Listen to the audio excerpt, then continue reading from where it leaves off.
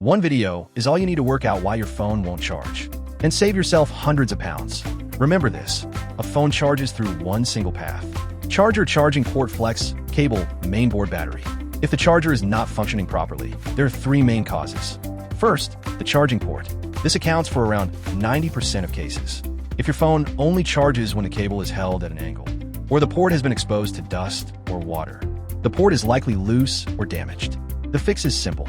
Clean out the port, or replace the charging port or subboard. It's inexpensive and usually done within half an hour. Second, the charging flex cable. Drops or wear can cause internal damage. Replacing the flex cable isn't costly, but people who don't know this are often told the motherboard has failed. Third, mainboard faults. These are relatively rare and should only be considered after everything else has been ruled out. Overheating or short-circuiting can indicate a damaged chip. Always use a trusted technician. Replacing a mainboard is expensive and can put your data at risk. Always follow this diagnosis order. Port, flex cable, mainboard.